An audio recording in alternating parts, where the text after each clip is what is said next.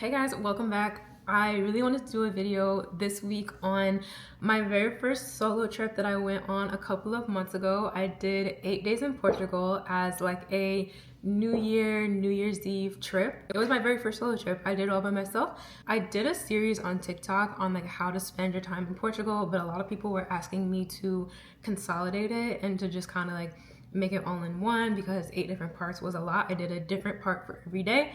I can see how that would be overwhelming. I wanted to just put it all in one video, give you guys some tips, some things that couldn't fit in the TikTok series. Okay, a little bit of background on the trip to start out with. I spent the holidays in Dallas, and then on the 29th, first thing in the morning, I flew from Dallas to New York. I spent about like 6 hours in New York. I went and saw one of my friends out there for her birthday, and then I headed back to JFK, and then I took a red eye from JFK to Lisbon. I spent 4 days in Lisbon, I spent 2 days in Lagos, and then I spent 2 more days in Lisbon after that. So first, a little information on the flight. A lot of your direct flights are going to come from New York or Boston. That's just the pro of living on the East Coast. You're going to be able to fly direct into Lisbon. I flew from Dallas, so my layover was in New York, and then we went to Lisbon from there. You also have the option when you're coming from other cities besides New York and Boston sometimes to lay over in another city. I saw a lot of options to lay over in London or Paris or Amsterdam. I personally was totally okay with just flying straight there because one thing about me, I can sleep on a flight. I cannot recommend enough, if you can, whenever I fly to Europe, I really try to do a red eye because I can sleep on anybody's plane. I really will pick a window seat and just knock out. Me personally, my preference is to get on the plane at night US time and then go to sleep and wake up in Europe. That's always gonna be my preference, and that's exactly what happened when I went to Lisbon. So I got on the plane, I think it was at 9-ish p.m. and then when I landed, it was 8 a.m. Lisbon time. Now, the con of this, if you cannot sleep on planes and you land early in the morning, you really just have to pray that your hotel will let you check in early. I got lucky, my hotel let me check in early, but if you can't, maybe land a little bit later so that you can actually get some sleep. Now, for getting from the airport to the hotel, I used a transfer company that's called Welcome Pickups.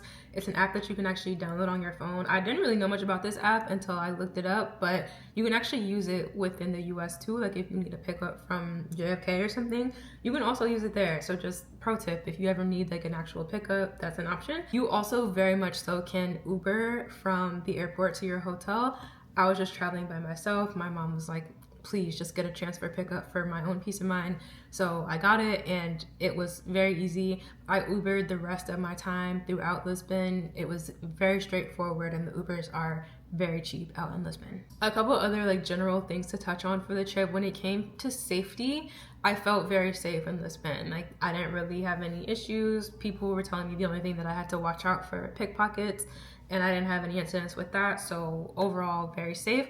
However, I will say when I went to Lagos in Portugal, my experience was a little bit different. I'll touch on it a little bit later, but there's a lot of slave history in Lagos, Portugal, and it could have just been the fact that I was like hyper aware of that, and also there's like a slave market exhibit and museum, so it could have just been the fact that like I knew this information that just had me on guard. But I felt like the people weren't as friendly, and I felt like I definitely got a lot of stares as a black girl, like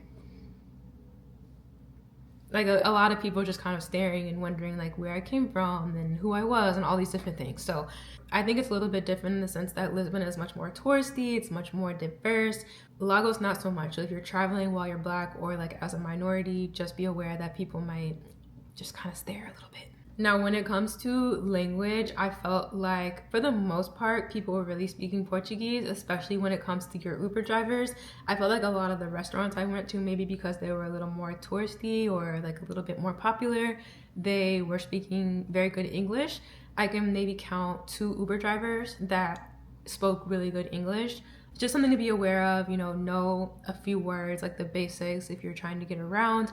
Brush up on a few Portuguese words because you very well could run into people who have no idea what you're talking about. I touched on getting around, but you can Uber everywhere. Uber is very safe in Lisbon. There's also another app that's called Bolt that you can use. It's like their version of Uber, and it's a little cheaper than Uber too. I think I used Uber for the most part just because I was familiar with the app and I was very comfortable with it, but I used Bolt a couple times and the price difference is definitely there. Last general tip, do not let the hills catch you slipping. Put on some comfortable shoes. Lisbon is a lot of cobblestone. It's a lot of steep hills. Wear comfortable shoes. Do not be trying to walk on the cobblestone in stilettos. You will fall and it will be embarrassing, especially if you are going in rainy season. That cobblestone, it gets real slippery. So just wear the right shoes. Do not be trying to walk in heels on the slippery cobblestone, because you are a walking hazard if you do. Let's talk about where I stayed. I stayed in 3 different locations because remember, I went Lisbon to Lagos and then back to Lisbon. So the first stint that I did in Lisbon, I stayed at what was called the Lumen Lisboa Hotel. Now this hotel was a little bit further from like the city center where you'll see all the touristy things and stuff like that. It was no more than like a 15-minute drive, but it was just a little further. If you want to be walking distance, it wasn't exactly walkable. I looked it up. It was near like the Santa Cruz area. It was very modern, very clean. It was a very cute hotel. I really enjoyed my stay there actually. And every night, I'm so sad I didn't get to see it because I was just out and about running the streets every single night. But every night, I think at like 10 p.m. or 8 p.m., sometime around there, they'll do a light show in like the courtyard that they have. It's a whole bunch of like art that represents Lisbon, and it's a big thing that they do every single night at the hotel. I'm so sad I didn't get to see it, but hopefully one day I'll get to. Now, when I went to Lagos, I stayed at an Airbnb. I'll put the picture right here for you. And she was the nicest host. It was like the cleanest Airbnb. She had left me a whole gift basket full of food, full of like drinks. She left me wine. She left me like a whole care package, and that really came in handy. I'll get to that a little bit later. My Airbnb in Lagos was near the city center, so I just actually walked to the city whenever I wanted to go there. It was maybe a 15-minute walk, not bad at all. Now, when I went back to Lisbon, I stayed at a different hotel. It was called the Browns Avenue Hotel. I was actually really excited I got to stay at this hotel because it is very popular. I saw it on TikTok and it was beautiful. It did not disappoint. It was maybe 10 minutes away from the Lumen Lisboa, maybe like 10 minutes south of it. Much more in the thick of things. You'll see all the luxury shopping around the corner. There's a bunch of restaurants, like a lot more people just walking around or outside of the hotel. It's just a much more touristy area. That hotel was beautiful. It was so beautiful. Like, I think about that hotel all the time. I will definitely be staying there again. It was a gorgeous, gorgeous, gorgeous hotel. It was more on the pricier side, I will say. Lumen was a little bit cheaper, but it was so worth it. Like, it was a gorgeous hotel. One thing I want to touch on before I move on is that I took the train from Lisbon to Lagos and then from Lagos to Lisbon.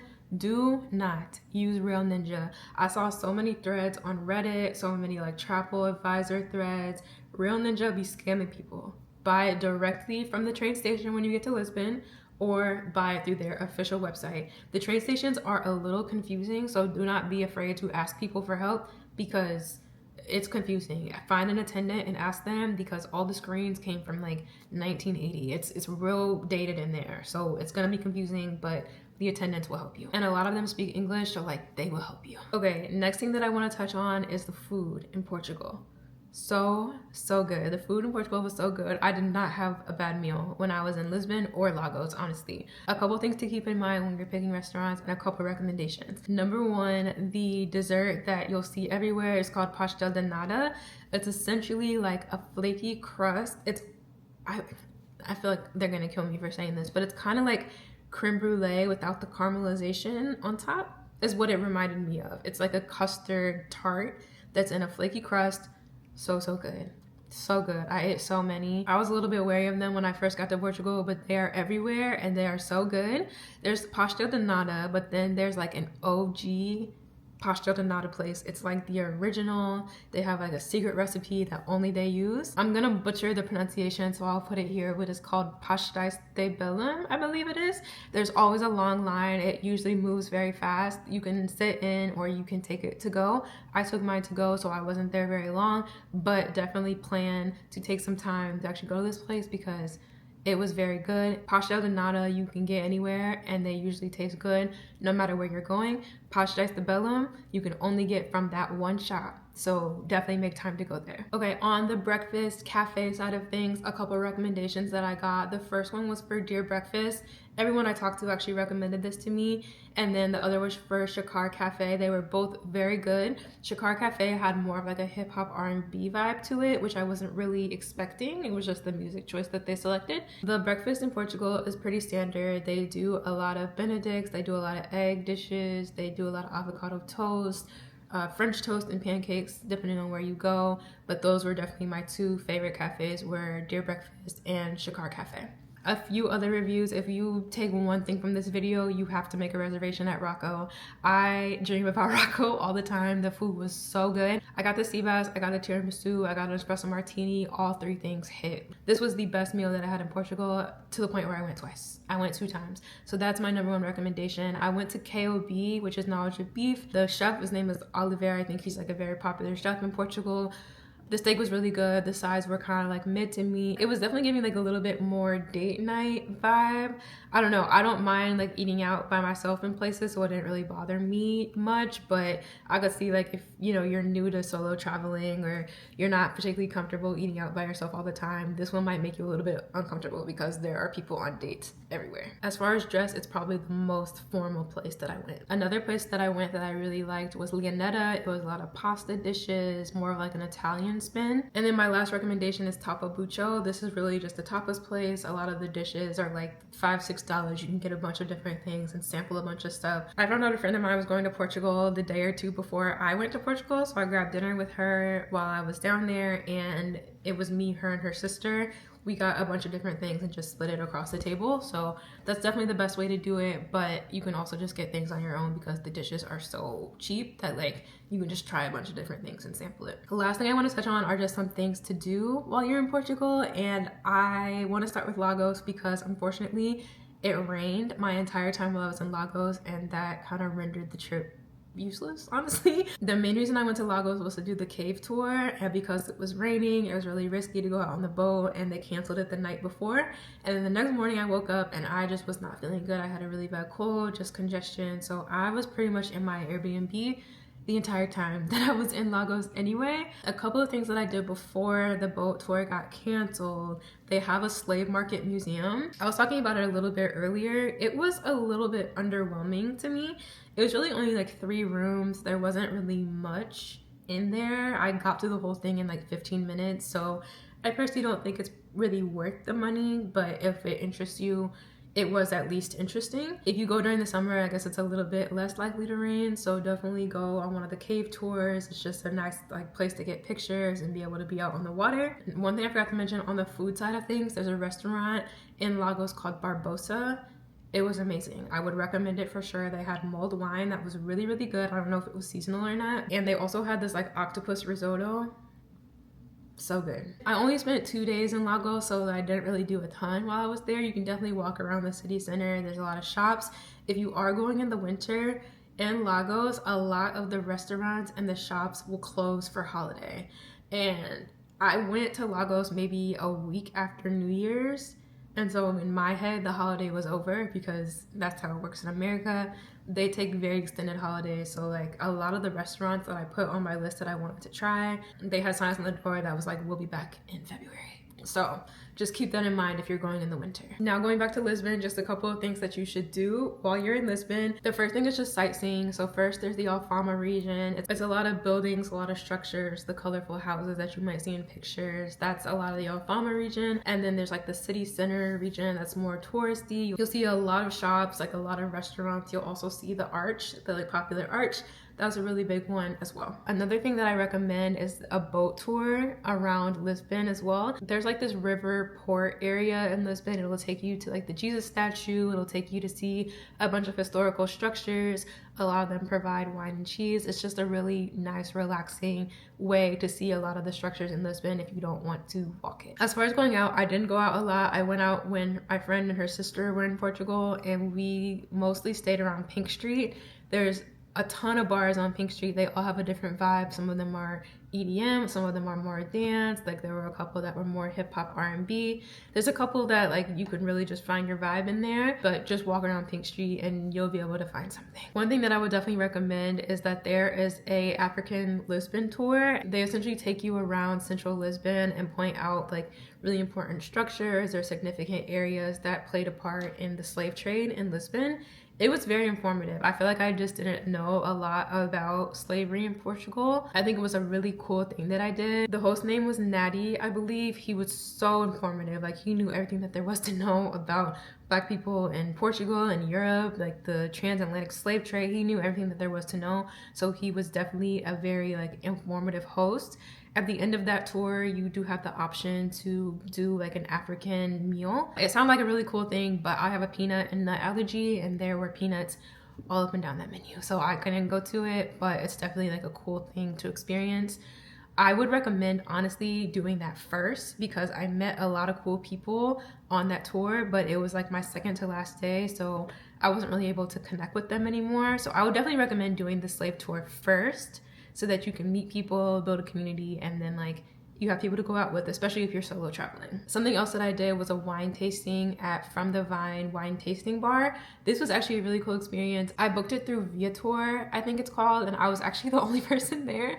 I was the only person to show up, but like the host did not care. He was like, hey, if you still want to do this, I'm down, but I know it's just us, so like as long as you're comfortable.